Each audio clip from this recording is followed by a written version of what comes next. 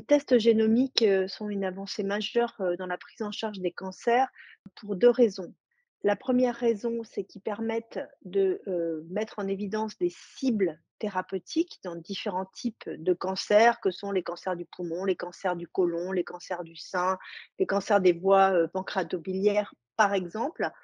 Et ils sont indispensables pour la prescription de thérapies ciblées spécifiques qui représente depuis, pour les cancers du poumon, les années 2000, et puis pour certains autres types de cancers, c'est un peu plus récent, des avancées majeures thérapeutiques, pour ces patients, avec des taux de réponse, pour certains traitements qui vont jusqu'à plus de la moitié des patients qui ont des réponses majeures à ces thérapies.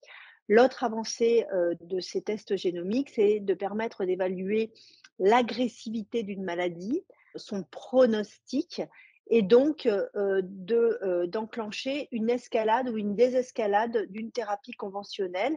Et là, bon, l'exemple qui me vient en tête et qui est on va dire la circonstance la plus fréquente à l'heure actuelle de ce type de test, c'est les tests, qu'on appelle les signatures moléculaires dans les cancers du sein, qui permettent, d'avoir une désescalade et donc de ne pas prescrire de chimiothérapie à certaines patientes atteintes de cancer du sein, en phase précoce de leur maladie.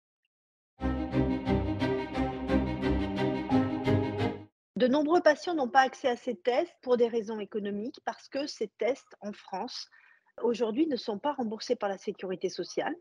Ce qui est une aberration totale, hein, parce que certains des médicaments aujourd'hui sont génériqués, c'est-à-dire qu'ils ont plus de 10 ans d'existence et qu'ils ne coûtent quasiment plus rien. Mais on considère que le test qui sert à accompagner leur prescription, ce qu'on appelle le test compagnon, lui, c'est encore une innovation.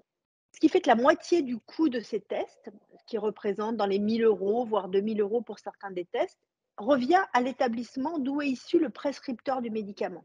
Donc dans des petites structures, dans certaines structures privées, on va avoir en fait en gros un budget annuel, et on a un risque que les oncologues médicaux soient réfrénés en fait par leur administration, hein, de la prescription de ces tests. Donc c'est quelque chose qui est assez révoltant, parce que c'est générateur, d'inégalités, de prise en charge.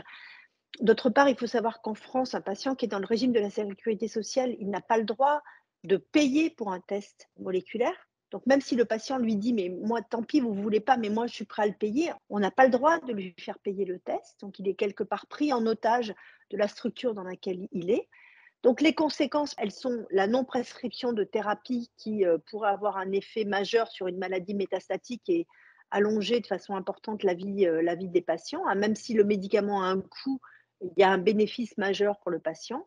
Ou alors, quand on est dans des situations plus précoces, comme pour les cancers du sein, où on est sur l'aide à la décision thérapeutique, chimiothérapie, pas chimiothérapie, des patientes qui vont finalement se retrouver avec une prescription de chimiothérapie, alors que le test permettrait de dire que la tumeur a une biologie favorable, et donc des coûts, des dépenses en santé majeures, d'hôpital de jour, de chimiothérapie, de transport jusqu'à l'hôpital, d'arrêt maladie, et puis pour la patiente, les conséquences d'une chimiothérapie comme, la perte des cheveux, voilà, sur des traitements, dont elles n'auront qu'un bénéfice, nul, ou peut-être de 1 ou 2. C'est rien, enfin rien du tout à l'échelle de la maladie. En fait, il faut qu'au niveau du ministère de la santé et de la sécurité sociale, on ait le même raisonnement pour les médicaments, et puis pour ce qui va entraîner la prescription des médicaments. En fait, dans notre pays, on rembourse à 100 les médicaments de cancérologie. Mais pourquoi est-ce que la biologie, enfin le test, est considéré un peu comme un luxe et comme quelque chose que la sécurité sociale ne prendrait pas en compte, qui sera un coût, alors que si on compare le coût d'un test moléculaire et le coût d'un médicament, on est sur un rapport de 1 à 10, qui peut aller jusqu'à un rapport de 1 à 100. Donc il faut qu'on change ça, et il faut qu'il y ait un remboursement. À partir du moment où un médicament est remboursé, il faut que le test moléculaire, il soit remboursé de la même façon. Je sais pas, je vous donne un petit exemple. Vous avez un trouble du rythme cardiaque, on vous fait un électro qui met en évidence que vous avez un trouble du rythme cardiaque, et on va vous donner le médicament. Bah là, c'est comme si on vous remboursait pas l'électro. C'est juste pas logique. Donc moi, pour moi, il faut qu'il y ait un remboursement. À partir du moment où il y a un médicament, on rembourse le test qui met en évidence la cible de ce médicament, ou on rembourse le test qui, permet d'évaluer correctement le pronostic d'une patiente et de désescalader sa thérapeutique, et de ne pas éventuellement, de ne pas prescrire une chimiothérapie inutile.